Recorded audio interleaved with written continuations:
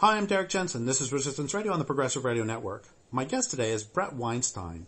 He's a theoretical evolutionary biologist focused on evolutionary patterns within complex dynamic systems.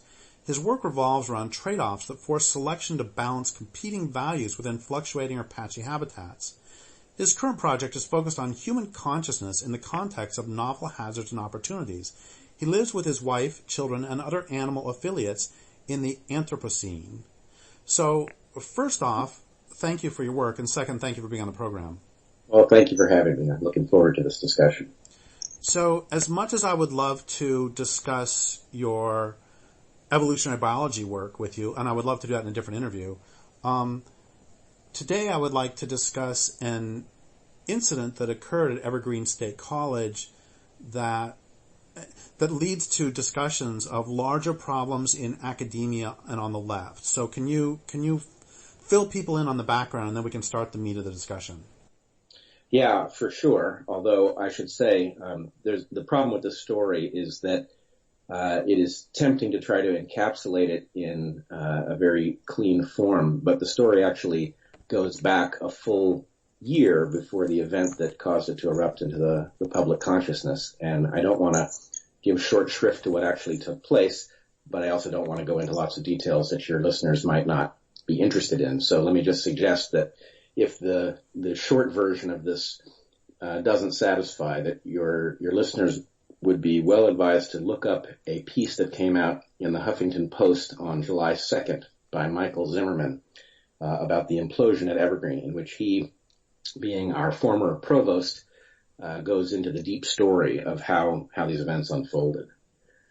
So the events unfolded in a way that people began to see them when I was confronted by a group of what the protesters said was 50 people who decided to disrupt the program, which is Evergreen's version of a class that I was teaching. And they showed up at the building I was teaching, and a student in a group that I was overseeing alerted me to the fact that people were chanting outside the door that hey, hey, ho, ho, Bret Weinstein's got to go, which was an unusual event. So I went to the door to ask them what was going on, and they seemed to know who I was.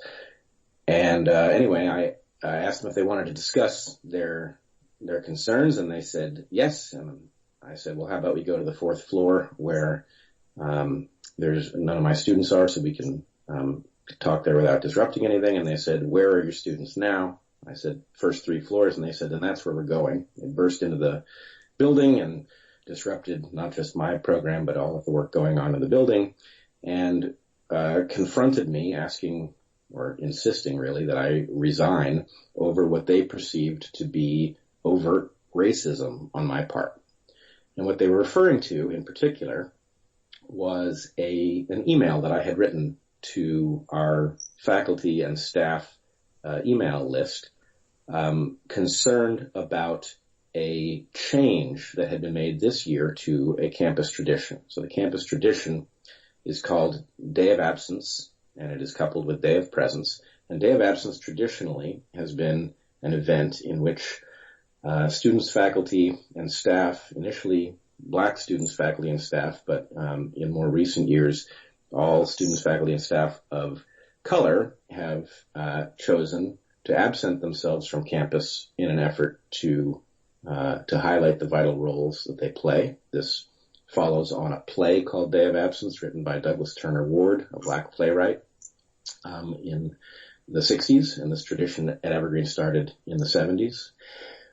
But this year, the organizing committee for Day of Absence decided that they wished to absent white people from the campus, and this set off alarm bells for me. And so I wrote a letter to the person who had announced this change, and I broadcast it to the faculty and staff, saying that there was a huge difference between a population absenting themselves in order to make a point and a population deciding to absent another population, and that I found this unacceptable. That email was picked up by our campus paper, which published it on the internet, and so anybody could access it. And then events must have unfolded behind closed doors in which some group decided that this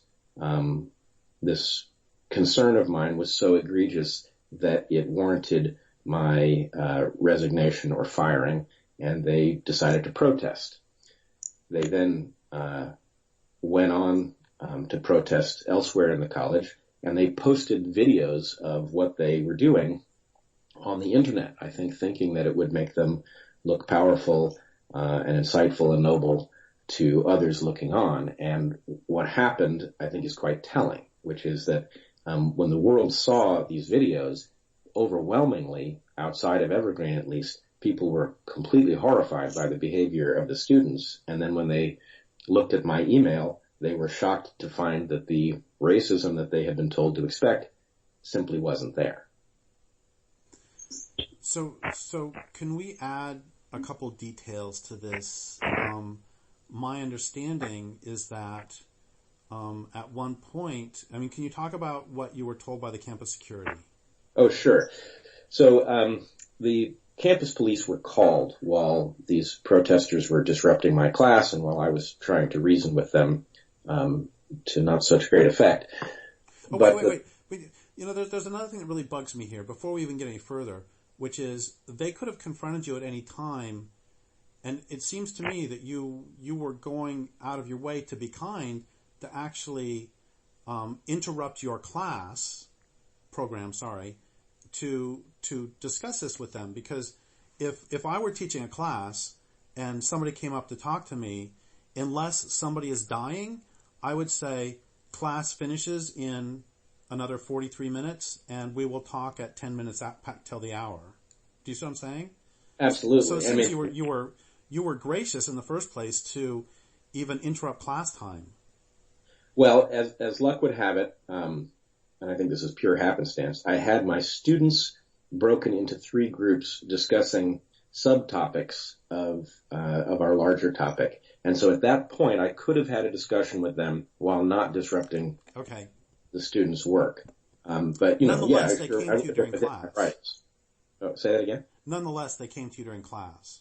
Oh, they came to me during class, and it was clear that that was intentional. Right. I mean, in fact, they came to the building where I was teaching, which isn't anywhere near the building where my office is. So, their intent was to disrupt class and to do so in a dramatic form, and they succeeded in doing that. But I think they just clearly misjudged how the world would understand it.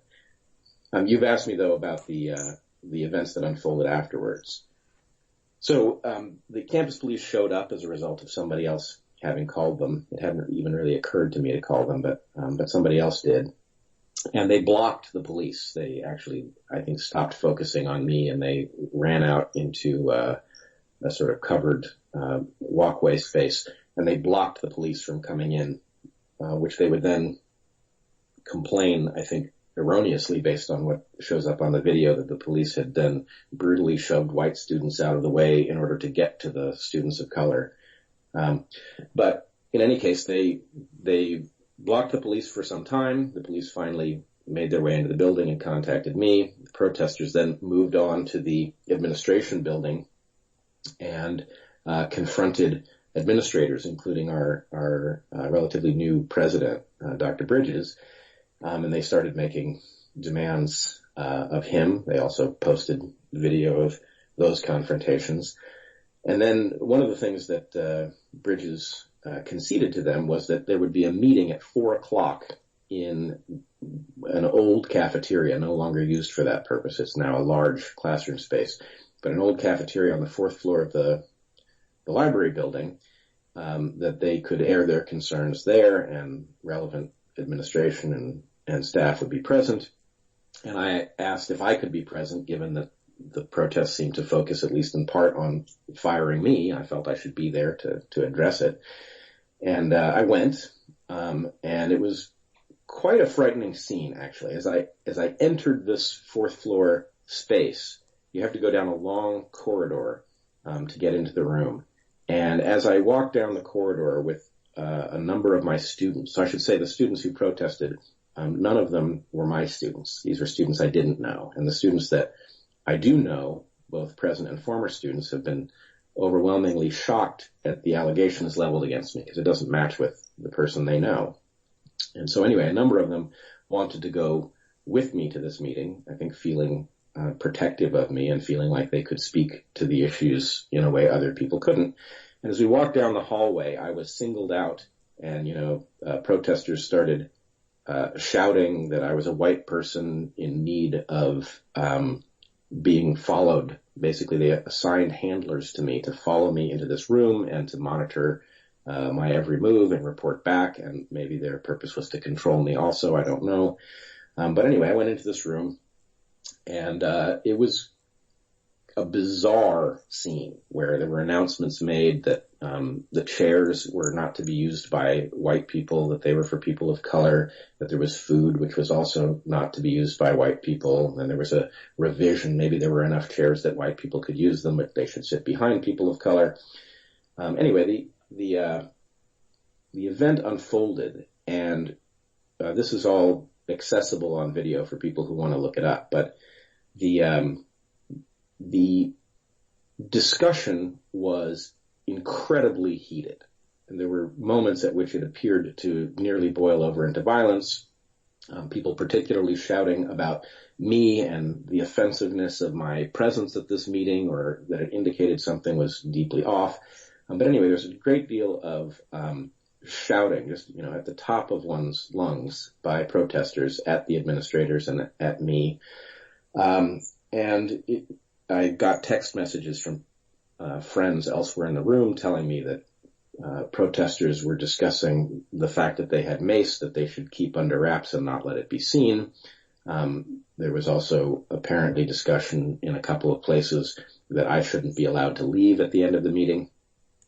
So it was quite a frightening event. There's one way in and out controlled by the protesters, anger at a level that one does not encounter it normally, and that anger was focused on, a fiction, which is particularly dangerous because it's very hard to falsify a fiction that people have become so attached to that they won't even listen to dialogue about it.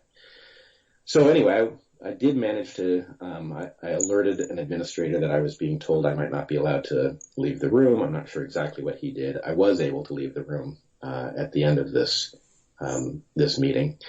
And the following day, Wednesday, I was not scheduled to have class, and so I did not come to campus. And I got a call in the middle of the day. The police, actually it was the chief of police, called me and said, "Are you on campus?" And I said, "No." "Why?" And she said, "Well, we understand that protesters are searching car to car, and they're guarding the entrances to campus, and they say they're looking for an individual, and we think it's you." And they said, "Please don't come to campus. We don't think we can protect you." And I inquired why, and it turned out that in the latter part of Tuesday, the police had been told to stand down by the administration of the college, which is a very odd thing, especially in light of what was unfolding, to have the police told that they couldn't interact, and the police were in fact barricaded in the police station, meant that the protesters had effectively gained control of the campus, and that the campus was essentially being governed by an anarchic mob at that point. The following day, I did have class scheduled. I contacted my students and I said, "Oh, by the way, I should tell you, my students at this point were being followed in the woods. They were being harassed, and they were being doxxed," meaning that they were having their information distributed online. This is all now documented. The protesters, in fact, discussed that they were doing these things, and then discussed that they needed to stop at some point when it became a public relations problem for them. But on Thursday, I told my students by email that it wasn't safe for us to return to campus and that we should meet downtown. And I got on my bike to go meet them. And as I passed the entrance that I usually take to campus, I saw people that I thought I recognized from the protest grab their cell phones. And I thought, this can't be happening. And so I rode around the corner and I diverted my journey, and I went to the police station, and I knocked on the door. The police were locked inside, and I talked to the chief again. And I said, I've got to be imagining this. And she said, I don't think you are imagining this. You're not safe on your bike. I can't protect you. I want you to go home, put your bike away, and take the car to go meet your students.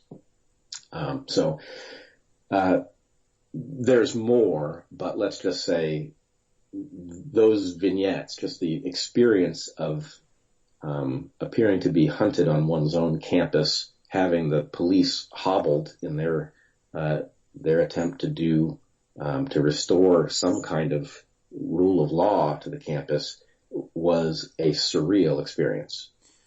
So I want to read one sentence from the article that you mentioned earlier, the Evergreen State College Implosion, Are There Lessons to be Learned?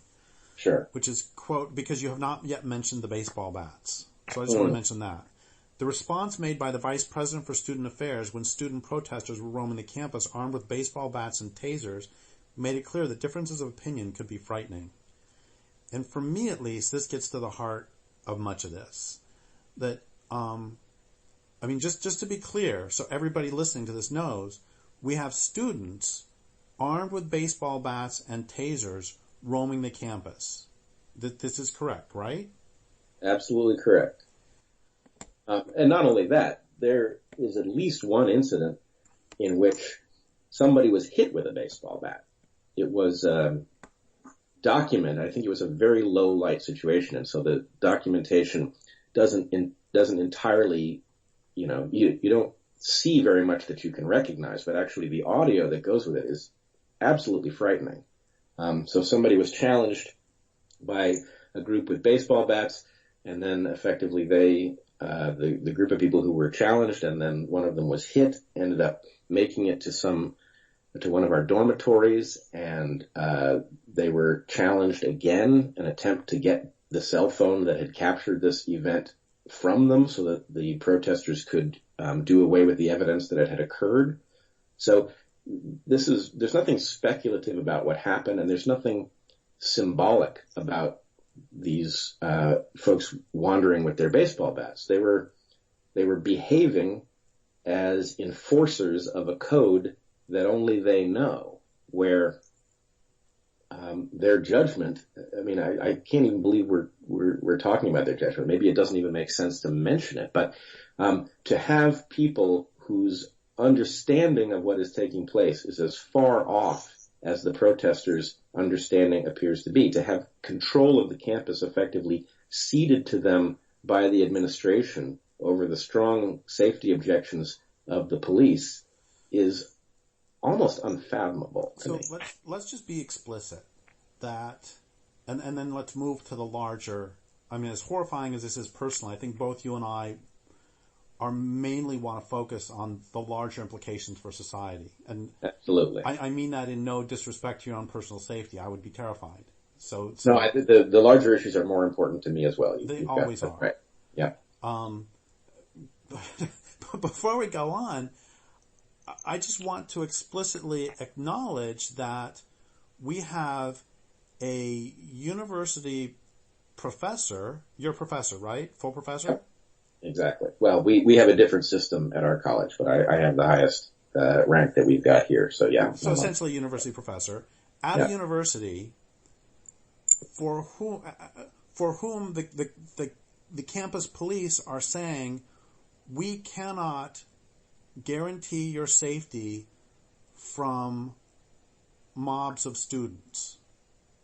And even forgetting the actual content of the actual subject, just the notion that, when I was in college, one day Edward Teller came to speak at the Colorado School of Mines, where I got my degree. Edward Teller is one of the most horrible human beings of the 20th century. And there was no notion that students with baseball bats were going to assault this guy who had suggested that you drop a hydrogen bomb to make a bay in Alaska. And universities, there's this concept that universities were supposed to be this bastion of free speech. And even forgetting, once again, I agree with you. I've read your email. I think I agree with you all down the line. This is all fine. But even ignoring all that, even if your perspective was problematical on some level. Even if I was a flat out unapologetic racist, having students roving with baseball bats makes no sense. That is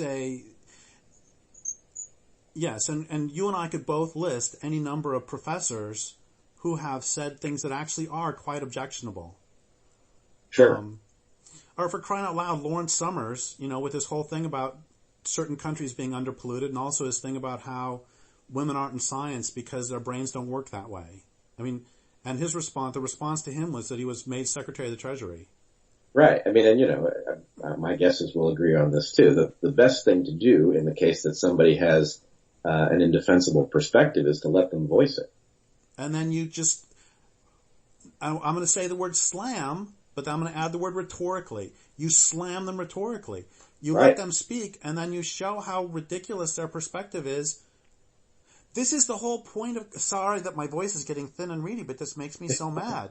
That this is the whole point of college, that in a well-administered college that was that was within a context, I don't want to blame Evergreen because this is happening all over the country in different ways. And the problem with the left too I want to get to. But what this should be, this is what happened. Okay, Edward Teller came to the Colorado School of Mines. He's odious. One of my few days I specifically remember 35 years later about college was the discussion we had in my English class the next day with students arguing vociferously. He's horrible. No, I like him. And the teacher saying, you can't just say he's a horrible human being. You have to defend your position. And Yep. the teacher used it as an opportunity to teach us how to think. Well, unfortunately, I think what we are witnessing, and Evergreen, I have little doubt is ahead of the curve on this. But what we are witnessing is the breakdown of the most fundamental alignment that allows something like a university to function. That we are now in disagreement about the basic purpose of the institution, and so what was clearly true at Evergreen is that the protesters, and then maybe most surprisingly, the administration and the faculty demonstrated themselves not only to be deeply in error about what was going on, but to be effectively ineducable. That even the revelation that what they were saying was horrifying to people across the political spectrum, even in light of that, there was no ability to update their model and rethink the situation. What they've done is effectively doubled down on the initial interpretation, which doesn't make any sense. I mean, at some point, you would think there would be enough evidence that they had something wrong that it would cause soul searching, but I have not seen that soul searching yet. So let's be explicit. I'm just going to ask you, what are the larger social implications? What are the larger implications for this discussion? What insights does this whole incident give us into problems within both academia and the left? Yeah, that is a good question that we can maybe start that discussion here. But I think the first one has to do with, I don't think I'm overstating the case to say, the death of inquiry. That in effect, what is being asserted in this protest at Evergreen and the larger movement that it represents, what is being asserted is that actually we've got the answer, and anything that conflicts with it does so for illegitimate reasons. And so, throughout the year that led up to this protest, there was increasing animosity and increasingly overt animosity toward the sciences in particular. And in fact, the vandalism that took place during the protest appeared to be targeted at the sciences in particular. And this is a frightening fact, because a society that cannot ask a question that it doesn't know the answer to, that has to start with the answers and work backwards, essentially rationalizing those answers with something that looks like inquiry but isn't, is a dangerous society. It leaves us no tools with which to navigate important issues, including issues of race and including the treatment that people experience in society and whether or not it is fair. So inquiry is the best tool we've got, and science, to my way of thinking, is the greatest bullshit detector that has ever been devised. So to hobble it in favor of answers that we think we know, and then to just hard code those answers in as if they're true and don't need to be scrutinized, is an appalling thing to happen anywhere.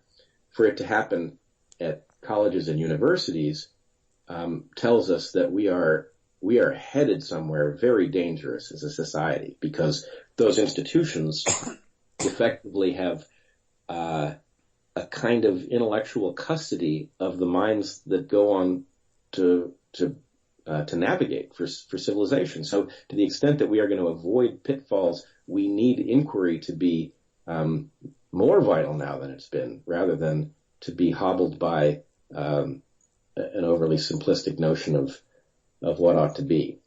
So then you asked about the left. Sorry, go ahead. I think that's really just an extension of the same puzzle. I am totally shocked at the complete collapse of the left. And I have the sense, even though you and I probably disagree on some details, I think based on what I've read of your work, I would imagine that you and I agree that we're very much on the wrong track, that there are basic fundamental principles about which all reasonable people would agree, and that we should be attempting to figure out how to protect those principles in the face of all threats, including sustainability and fairness and those kinds of things. These things are a focus of the left, or at least traditionally they have been. But at the moment, the left is, to the extent that it exists at all, obsessed with trivia and easy answers, and has become frightened of its own shadow when it comes to actually discovering new truths that it doesn't know. It's become the caricature that the right often paints of it, which for those of us who are still out here on the left is strangely, profoundly isolating. And that's a problem that I think we need to solve right away. And to the extent that I've seen a lot from people on the right since this event has unfolded, since the story at Evergreen, in some sense, reinforces some of the beliefs on the right has been quicker to embrace it and grapple with it. And there is this thread. It's not everybody on the right, but some fraction of the right wishes to see this as a total vindication of their perspective on everything, which it very definitely isn't. But to the extent that the right is crowing about the collapse of the left, it is doing itself no favor. That a vibrant right, to the extent that that's possible, actually requires a vibrant left. And the collapse of the left is a disaster across the spectrum. I'm quite convinced of that. I think that's really interesting. And before we go any further, I want to just make clear too that while I loved what you said about Evergreen being ahead of the curve, but I want to be really clear that these are problems that are nationwide, although Evergreen, once again, may be 2 steps ahead of many other places. Yep. And that there are attempts to... I wrote an essay about this a couple of years ago because I'd been deplatformed at a couple of universities, and it cracked me up in some ways because for years, you know my work, and I've been advocating for people to take out dams, I've been advocating for people to bring down civilization, and that never got me deplatformed. The right never deplatformed me. It was the left that deplatformed me. Yeah. And so I started doing research on this, and, the sort of pro-Israel forces are still deplatforming a lot of people. But in general, the left has really taken over the mantle of deplatforming. Or for crying out loud, we all know about the riots at Berkeley when they were going to have Ann Coulter, and of course Ann Coulter is just, her perspective is really bad, but it's just the irony seemed to be lost that at the the birthplace of the free speech movement, they were rioting to prevent somebody from speaking. Yeah, it's so this is a problem. My point is, this is not an isolated incident. No, it's a symptom, I think, of the equivalent. This is like the intellectual equivalent of an autoimmune disorder, where we are now, I don't want to say we, because it's not some of us, but some on the left in particular are sabotaging the tools that are most necessary for us to navigate. And, you saw a talk by Edward Teller. I remember one in college by Louis Farrakhan, who was well understood to be anti-Semitic and unapologetically so. But I went to his talk and I listened. You and I are talking here. We have tremendous agreement, I would imagine, over the fundamental importance of sustainability. I think we have disagreement over whether or not civilization could be made sustainable. And I've spent a lot of time thinking about how it might be. And I know you've spent a lot of time thinking about what civilization is and what might come next. We don't agree, but there's no difficulty with us navigating the territory that is opened by the questions of two people who've navigated honestly and come to conclusions that aren't the same. In fact, it's the most fertile ground there is for discovery. So it does seem to me that deplatforming, the very idea that there are concepts that are so frightening that one must not hear them, is on its face absurd. Especially at university. Especially at a university. If there's one place that doesn't need to be true, it's, the university is effectively like what, programmers would call a sandbox.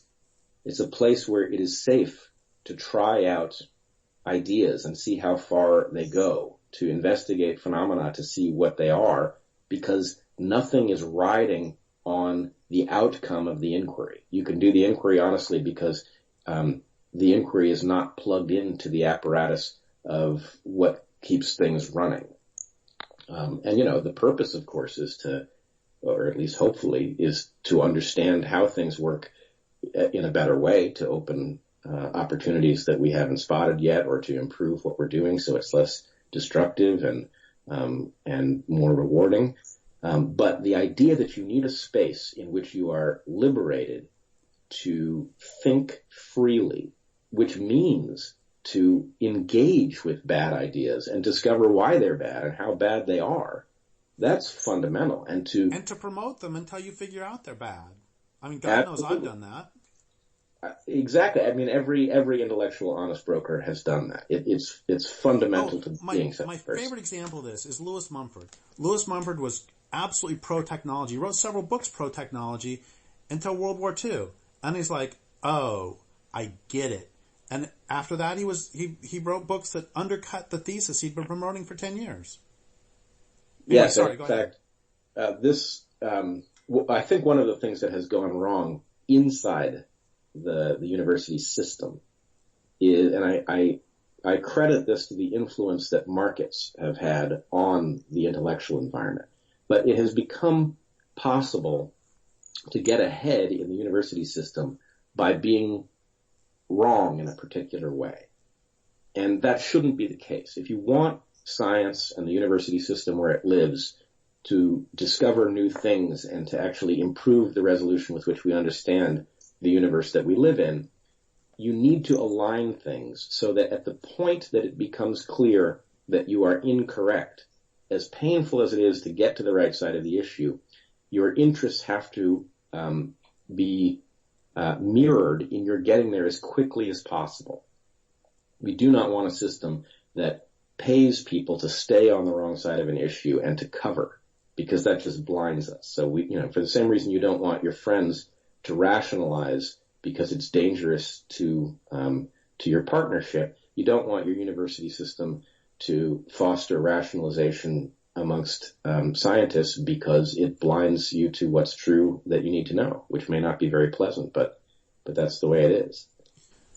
So there's kind of a philosophical elephant in the room that we haven't named as such so far, and that's, can you talk for a moment? We have about 11 or 12 minutes left. Can you talk for a moment about postmodernism and the conflict? I think that postmodernism is one of the things that has destroyed the left. And can you talk for a moment about postmodernism versus science, or just take it anywhere you want? Sure. Yeah, I agree with you. It has a very important role to play in this story. And in fact, I think... Can you define it for people too, please? I'm sorry. Sure, and I'm probably not going to do it justice. There is an intellectual tradition that results in what we now call postmodernism that is not, it's very easy to caricature it, and I don't want to do that. I think in the end it's been a disaster, but it's unfair to portray every point it's ever made as incorrect. In fact, I think it proceeds from a correct observation, which is that perception is unavoidably at the interface between what we understand to be true and what is true. And so that the fact that we cannot completely prune perception out from between us and the universe that we're trying to understand creates real problems.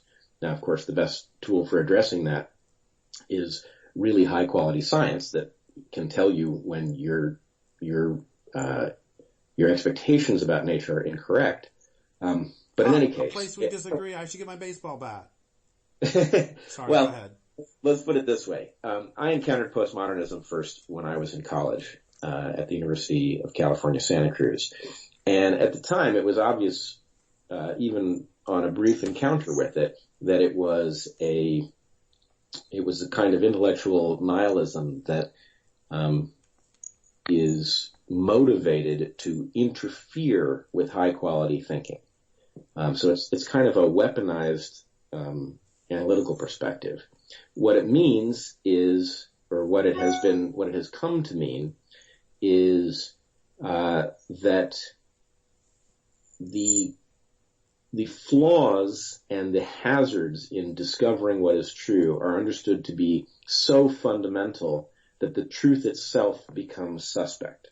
And taken to its logical extreme, this means that effectively all truth is in some sense a social construction, and therefore, to the extent that the truth may say things that are problematic or distasteful, that's really the result in general of somebody's oppressive ideology, that truth is in fact a weapon of oppression, is where this has ended up. And so you can imagine people who have such a perspective deciding that listening to the arguments made by those who hold these perspectives would be a mistake, and this is where this instinct to deplatform comes from. If arguments that are phrased analytically are inherently political arguments about preserving and acquiring power for those who have control enough to dictate, how science functions or something like that, then simply denying them the opportunity, interfering with the conduct of their work, seems logical. And the problem is, this was for decades effectively, much more active in the university system than you would hope, but it was corralled to certain fields where it was understood to be high quality work. And the fields that understood it to be an abomination were insulated from it by the fact that it had no right to dictate, or very little right to dictate, whether science got done. And what we're seeing... An example of that real quick might be that, LitCrit, a lot of this crap has emerged from literary criticism, that in LitCrit all you have is a text. So obviously there's lots of interpretations, etc., etc. So as long as it stays in the LitCrit area, it's like they can do whatever they want. But as soon as they start trying to say that this means that we can't absolutely say that if you drop a ball off of a overpass, it's going to land and hit the highway, then that's where it becomes complete bunk. Well, beyond bunk, it becomes like a shotgun or, an Uzi where it indiscriminately, takes out structures that are vital and important. So what happened at Evergreen, I think, is that the incorrect, abstractions of postmodernism became militant, and they started to go after the structures of science. I mean, very directly. And they started to argue effectively that science was itself racist, that it was a place that students should avoid so that they were not polluted by the propagation of those racist ideas. And if you extrapolate from this, it's very, very dangerous. To me, and I think in some sense why I ran afoul of this thing more than some of my colleagues, is that I actually do teach about race. I teach about it evolutionarily, and I'm not shy about talking about how this came about and what the relationship of racism is to our understanding of genetics and all of that. So in my opinion, and I think in the opinion of almost every student I've had, that discussion is empowering. And it doesn't really matter what race you come from. It's empowering, and maybe it's even more vital. If you're a student of color, having a rigorous understanding of race and history and the way those things have interfaced is very powerful. So, if you ask me what we should do about the fact that civilization is unfair and in a racially biased way, well, we should arm students with a scientific toolkit for understanding how that works, why it happens, and what strategies that would be robust in the face of that might be.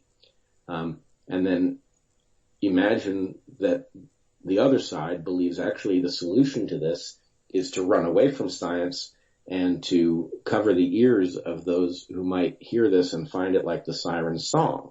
Those two things are just incompatible. Go ahead. Go ahead. I'm sorry. Go ahead, please. Oh, I think I was there. Well, part of the problem for me, and this is one of the best explications of postmodernism I've heard. Thank you. And part of the problem for me is that if you have deemed that there is no such thing as truth, and that that facts themselves don't objectively exist, then basically all you're left with are rhetorical tools. And all you're left with then, if someone throws a fact at you, but you don't believe in facts, all you can do basically is try to get them to shut up, either by calling them a bigot or by hitting them with a baseball bat.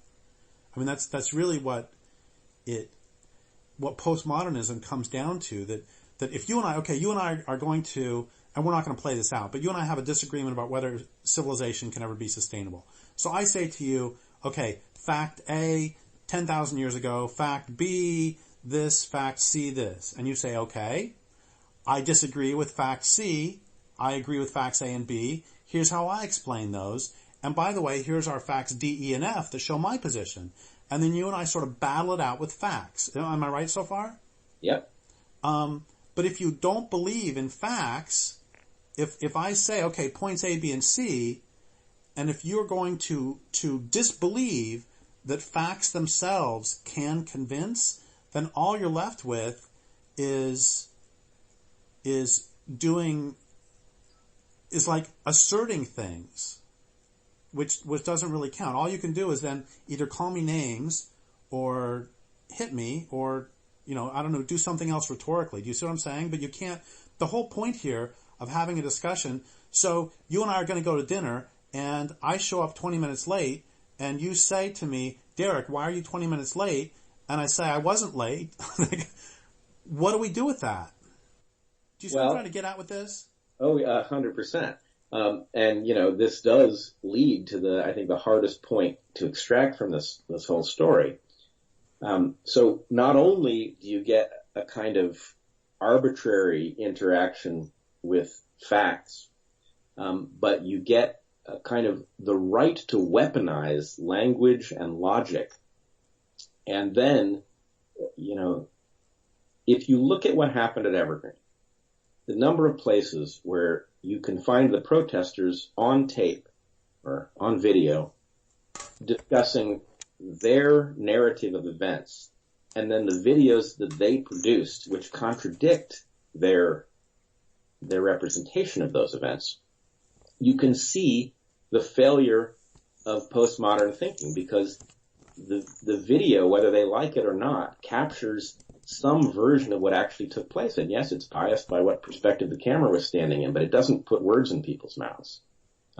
So I think the irony of the Evergreen story that I really hope people will start thinking about is that this was a place in which people who were fully convinced of a postmodern worldview were given or took the power to operationalize that worldview.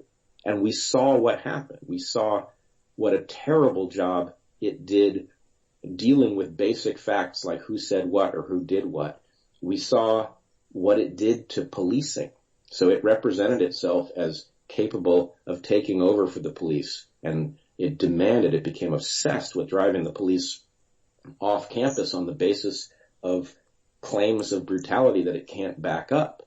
And then it roved the campus with bats, and it hit people and attempted to get their phones back or get their phones away from them in order to do away with facts it found inconvenient. So I think the story of Evergreen is really what happens when you take these crazy ideas about how the universe works out of the realm of the abstract and you operationalize them. And for some reason at Evergreen, the administration and a large fraction of the faculty were willing to go along with the experiment. But I hope people understand the result of that experiment, because for the rest of the university system and for the left itself, it's very much a cautionary tale. Well, that seems like a perfect place to end, and we can either end there, or if there's like there's 1 or 2 minutes left if you want them, or we're great. Is there anything else you want to say about this situation? I don't think so. I think that actually covers it as well as anything. I hope at some point we get to pick up the conversation and talk about evolutionary theory and what its implications are for civilization and maybe for revitalizing the left. That sounds absolutely great. And thank you so much for the conversation today. And I would like to thank listeners for listening. My guest today has been Bret Weinstein. This is Derrick Jensen for Resistance Radio on the Progressive Radio Network.